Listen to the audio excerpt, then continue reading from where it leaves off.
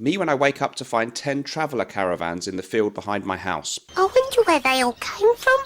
They all came in the night when we were asleep. Me when I finally think I've met a well-adjusted and emotionally available woman on Bumble. Not this time. No, not this time. Not this time. Wrong. Not this time. Not this time. You're wrong. Not this time. And this is me when a child takes a crap in the gym swimming pool. Well, I'm not putting my little toes in that water.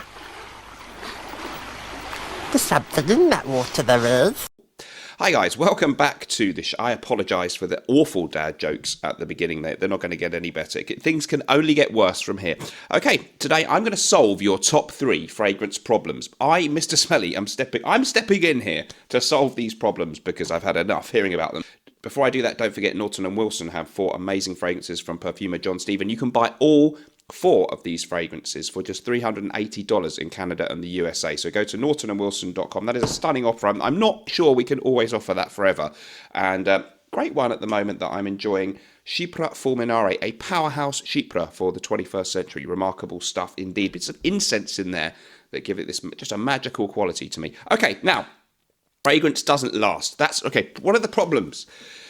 The problem we hear about most when people are talking in fragrance groups or discussing stuff is that maybe they like a fragrance, but it's either not strong enough, not detectable, it doesn't last long enough. I mean, we hear it all the time. I find it quite tiresome when people, there's a little bit of a Philistine statement, you know.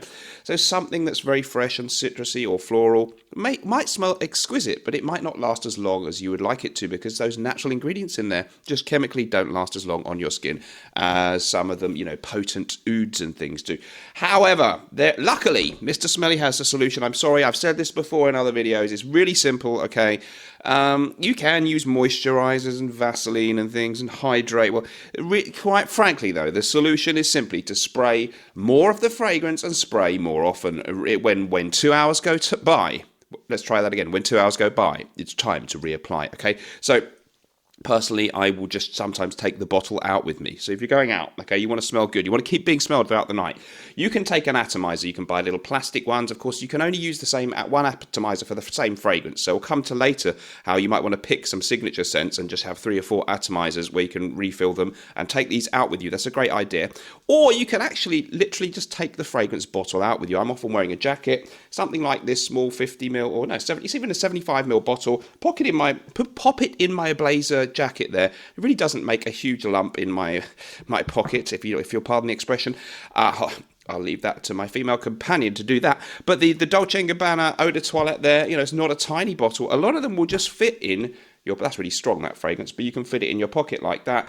And Bob's your uncle. You just respray it when you go to the bog or whatever, and people go, wow, if you wow, what's that? You know, reapplying that those first minutes after you spray is when you really get smelled. So it's really obvious, guys, but there's just no excuse. I've got great citrus fragrances that don't last as long on the skin as I'd like, and I just pop them in my pocket and keep spraying them. I mean, it's obvious, but people don't seem to be doing it because they keep lamenting the lack of longevity of fragrances. You fools! Okay, next up. Problem 2 that people have. Sometimes you're spending too much money, or you've become obsessed and addicted to the fragrance hobby. I get this a lot, and I have got a ridiculous amount of fragrances, but I have a channel. I've got a lot of other interests, most of which I can't share on a family channel. But, you know, I have other stuff in my life. I love collecting watches. Watch of the day today is a Sandoz Submariner. Archie Luxury would call this a shitter. It's an homage to a vintage Rolex Submariner. It's kind of battered, but I like it. It's from the 60s or 70s automatic watch with an ETA movement. Anyway, spending too much money or becoming too obsessed and addicted to the fragrance hobby is not a good thing. Okay, so here are some of the measures you can take to cut back on that. Okay, first of all, set yourself a spending limit every month or every week. Don't spend too much money on fragrances. Try and shop your collection. If you've got already 10 fragrances, 20, maybe 100, I bet there's ones in there that you really like that you forgot to wear for 6 months or a year. Enjoy them, shop them, wear them. They're there to be worn, not coveted and hoarded and collected. You don't want to be mentally ill, guys. Behave normally. So shop your collection and stop spending so much money. It's obvious, really. And if you're obsessed and addicted, you know, remember, this is all part of the bigger picture, okay? You want to take care of your physical health, your mental health. How you present yourself and look is rather important in life, rightly or wrongly. And how you smell can be a real important thing too. But you do see YouTubers and people on Instagram and stuff, you know, doing lives and stuff on TikTok and whatever, and they've got walls and walls of fragrances, really expensive, you know, niche stuff, Xerjoff, whatever. Creed, everything, Parfums de Marly, and then they're dressed there in a tracksuit or in a slovenly manner with an ill-kept beard. It's really a no-brainer, guys. Look at the whole picture. So fragrance is one part of life. It can be a great hobby. I'm not saying don't be really into your fragrances and a bit of a frag head. That's fine, but balance it with a picture of your overall life, well-being, and how you present yourself to others around you. If people around you think your fragrance addiction is a bit weird, they may have a point. So look after your physical well-being, what you eat. Look after what you wear. Try and dress presentably. You don't have to dress all square and preppy like me. You can be, maybe you wear really nice tracksuits, but make sure they're clean and you present yourself well. You know what I mean? Come on, guys. So that's a really important one. And so that I've solved that one. Don't be spending too much. Don't be obsessed and addicted. It's not healthy for you. Number 3 is a real one that comes up a lot. People are constantly trying things, searching for the next big thing, and they don't end up having a signature scent. I don't have one, but you should have 2 or 3 or 4 signature scents at any time that you wear quite often. So when I'm going out and stuff lately, I've often been spraying Armani Eau Pour Homme. I've got through a whole bottle. There's the proof, right? Dolce & Gabbana last year, 2023, when I did some dating. I won't talk about that.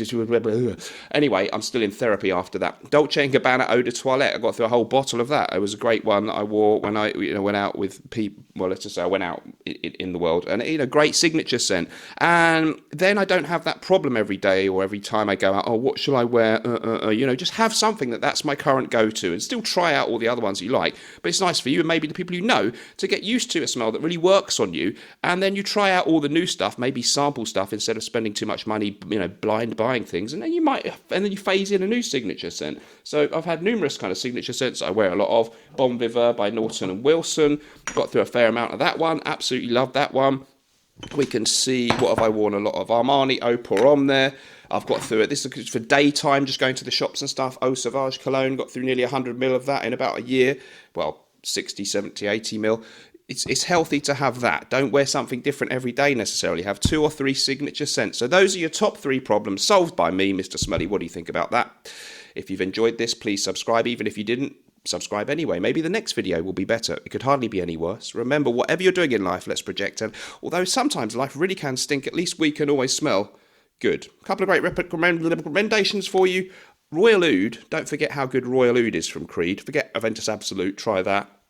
One other fragrance I really like at the moment is Eau Sauvage Cologne from Dior. Perfect for the spring. A great citrus aromatic. Bye-bye. Bye.